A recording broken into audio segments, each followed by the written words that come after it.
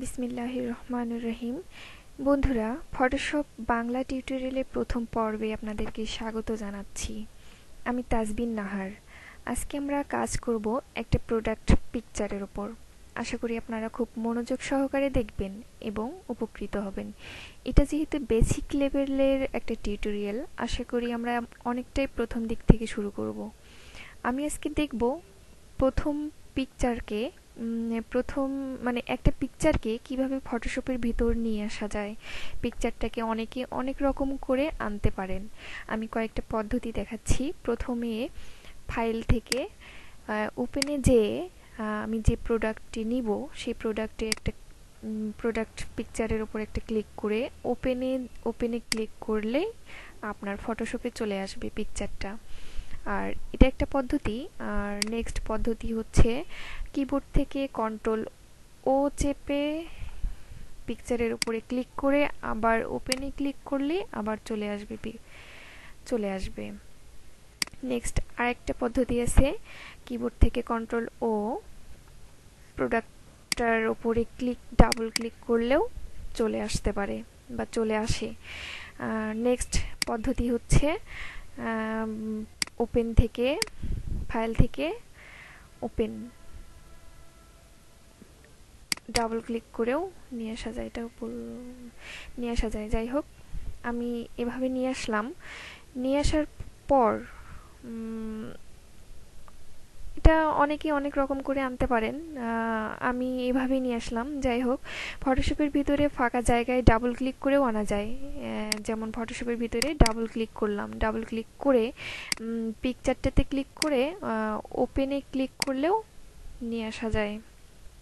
এখন আমরা কাজ করব এই পিকচারটাকে কিভাবে আমরা ব্যাকগ্রাউন্ড রিমুভ করতে পারি।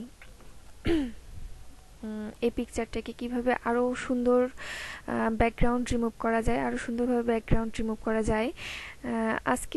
আজকে শুধু ব্যাকগ্রাউন্ড রিমুভ করাটাই দেখাবো আপনাদের। এই পিকচারটাকে প্রথম স্টেপে রেখে প্রথম লেয়ার স্টেপে রেখে একটা প্রথম লেয়ারকে একটা নতুন লেয়ার নিয়ে আসব। নতুন লেয়ারে নিয়ে আসতে গেলে কিবোর্ড থেকে কন্ট্রোল এটাতে সিলেক্ট থাকা অবস্থায় কিবোর্ড থেকে কন্ট্রোল টি যে চাপলেই একটা নিউ লেয়ার চলে আসবে, হুবহু ওই কপিটা চলে আসবে। তারপর অন্যভাবেও নিয়ে আসা যায়, সেটা হচ্ছে লেয়ারটাকে প্রথমে ডিলিটে নিয়ে যেয়ে ছেড়ে দিলেই ডিলিট হয়ে যাবে। আর যেটা সিলেক্ট আছে সেটাকে নিউয়ে নিয়ে আসলে একটা নিউ কপি হয়ে যায়, ওই ব্যাকগ্রাউন্ডটা প্রোডাক্টটি কপি হয়ে যাবে। আমি এখন এটা যেহেতু ব্যাকগ্রাউন্ডটা চেঞ্জ করব, সেহেতু আমাকে ব্যাকগ্রাউন্ডটা সিলেক্ট করে এখানে নিউয়ে একটা নিউ লেয়ার নিব।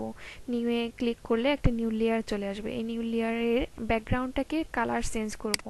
এখন এটাতে অনেকেই অনেক রকম কালার দিতে পারেন। আমি কালার চেঞ্জ করতে গেলে সেট ফরগ্রাউন্ড কালারে গিয়ে এখানে সাদা কালার যেহেতু আছেই, আমি সাদাটাই দিলাম। আপনারা বিভিন্ন কালার দিতে পারেন।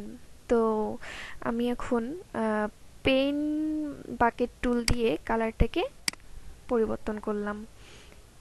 এখানে আসলে আপনারা অনেকেরই লেয়ারটা ভুল হয়ে যেতে পারে, কারণ আপনারা হয়তো অনেকে নতুন যারা, তাদের বেশিরভাগ লেয়ারগুলোতে ভুল হয় সাধারণত। সেহেতু আমি মাঝখানে যে লেয়ারটাতে কালার চেঞ্জ করছি সেই লেয়ারে সিলেক্ট থাকা অবস্থাতেই কালারটা চেঞ্জ করতে হবে। আর আমি যদি এটাতে যে ক্লিক করে যদি কালার চেঞ্জ করি, তাহলে কিন্তু আমার প্রোডাক্টের কালারটা চলে যাবে, বাট তখন ভালো দেখা যাবে না। সো এটা তো করা যাবে না। আর এরকম ভুলটা অনেকেরই হয়ে থাকে। তো এটা তো আর করা যাবে না। যাই হোক, আমি কন্ট্রোল চেপে কপি করলাম। করার পর এই লেয়ারটাকে এখন মাঝখানে নিয়ে আসতে হবে। আমি যেহেতু এই লেয়ারে কাজ করব, এটাকে উপরে নিয়ে যাব। যে এখন আমি যেটাতে কাজ করব, এই প্রোডাক্টটিতে কাজ করব, এখানে ক্লিক করে আমি এখন এটাকে কিভাবে করব। এখন আমি এই প্রোডাক্টটা সুন্দর প্রপারলি ভাবে কাটবো। ব্যাকগ্রাউন্ড চেঞ্জ করতে গেলে তাহলে আমাকে এটা জুম করতে হবে, যেহেতু এটা দেখা যাচ্ছে না। জুম করার অনেক পদ্ধতি আছে। কয়েকটা পদ্ধতি আছে, যেমন এখান থেকে জুম টুল দিয়েও জুম করা যাবে, যেমন এখানে ক্লিক করবেন মাউসটা ধরে জুম হয়ে গেল। আবার আরেকটা পদ্ধতি হচ্ছে কন্ট্রোল ও মাইনাস চাপলে ছোট হয়ে যাচ্ছে, কন্ট্রোল প্লাস চাপলে বড় হয়ে যাচ্ছে। তো আমরা কন্ট্রোল প্লাস চেপেই কাজটা করলাম। আবার অন্য আরেকটি পদ্ধতি হচ্ছে কন্ট্রোল স্পেস বার আর মাউসে ক্লিক করলেও বড় হয়ে যাবে। আবার ছোট করার জন্য কন্ট্রোল অল্টার স্পেস বার চেপেও মাউসে ক্লিক করলে ছোট হয়ে যাবে। তো আমি এটাকে মাউসটা আর একটা উপরে দেখার জন্য বা নিচে দেখার জন্য স্পেস বার মাউস ক্লিক করলেই একটা হাত আসবে, ওই হাতটা দিয়েই আমি চারদিকে নাড়াচাড়া করতে পারবো, দেখতে পারবো জিনিসগুলো ঠিকভাবে দেখা যাচ্ছে কিনা। তো যাই হোক, আমি এটাকে কাটবো সুন্দর করে। তো সুন্দর করে কাটতে গেলে অনেক রকম সিস্টেম আছে। সো আমি পেন টুল দিয়ে সাধারণত কাটলে অনেক ভালো হয়। আমি পেন টুল দিয়েই কেটে দেখাচ্ছি আপনাদেরকে। আমি প্রথমে সুন্দরভাবে কাটতে গেলে অনেক অনেক সহ মানে সতর্কতার সাথে কাটতে হবে। আমি প্রথমে সুন্দরভাবে প্রোডাক্টটা যেন নষ্ট না হয় সেইভাবেই আমি কাটবো। এই যে যেমন এই জিনিসটা দেখতে পাচ্ছেন, আমি সরাসরি যদি এটাতে নিয়ে আসি তাহলে জিনিসটা বাঁকা হয়ে যাচ্ছে, কেমন যেন হয়ে যাচ্ছে। এখন আন্ডু করতে গেলে কন্ট্রোল জেড চাপলে পূর্বের অবস্থানে আসবে। তাহলে আমি এই বাড়তি জিনিসটাকে কেটে ফেলার জন্য অল্টার ধরে একটা পেন টুলের পিছনে একটা তীর চিহ্নর মতো দেখা যাবে, সেটাতে ক্লিক করলেই ডিলিট হয়ে যাবে। তাহলে আমি সুন্দরভাবে জিনিসটা কাটতে পারবো। তো আমি এখন এটা সুন্দরভাবে কেটে দেখাচ্ছি আপনাদেরকে। খুব মনোযোগ সহকারে কাটতে হবে জিনিসটা।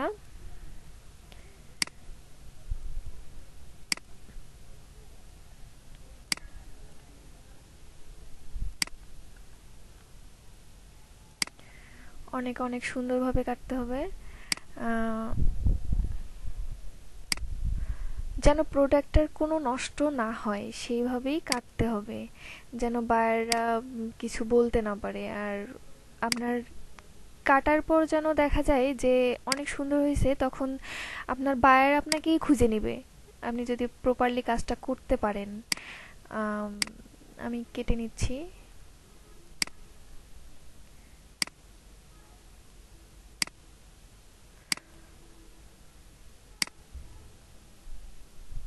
জায়গাটা হয়নি। আর দেখা যাচ্ছে যে কাটতে কাটতে কোথাও যদি একটু ভুল হয়ে যায়, তখন আপনি আন্ডু করে নিতে পারেন। আন্ডু করতে গেলে কন্ট্রোল জেড চাপবেন, কন্ট্রোল জেড চাপলেই আপনার আগের অবস্থায় ফিরে আসবে। এই জায়গাটুকু আমার দেখা যাচ্ছে না তেমন, আমি আরেকটু বড় করব, বড় করে আমি কাটবো, তাহলে কাজটা সুন্দরভাবে দেখা যাবে। এটা হয়নি, এটা হয়নি।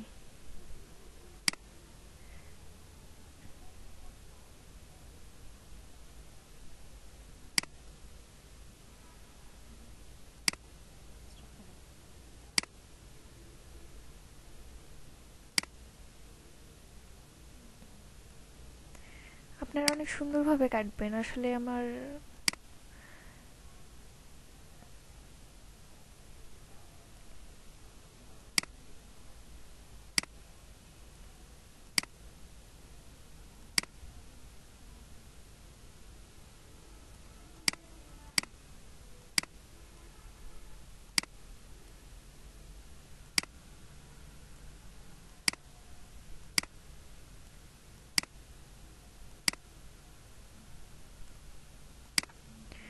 অনেক সুন্দরভাবে অনেক নিখুঁতভাবে কাজটা করতে হবে আপনাদেরকে, এবং অনেক মনোযোগ সহকারে করতে হবে।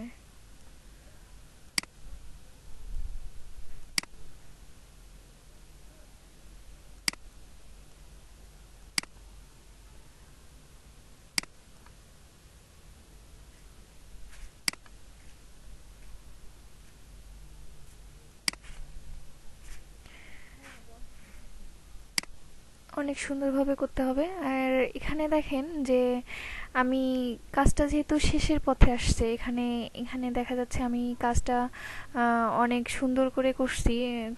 জানি না কতটা সুন্দর হয়েছে, বাট আমি প্রপারলি হয়তো করতে পারিনি, বাট আপনারা প্রপারলি কাজটা করে যাবেন। আর এখানে শেষ মানে আমি যেখানে শুরু করছিলাম সেখানে এসে মাউসটা ধরে একটা দেখা যাচ্ছে যে পেন টুলের পিছনে একটা জিরো আছে, ওই জিরোটাতে যখনই আসবে তখন আপনি ওই শুরুটাতে একটা ক্লিক করবেন, তাহলে আপনার প্রোডাক্টটা সম্পূর্ণ সিলেক্ট হয়ে যাবে।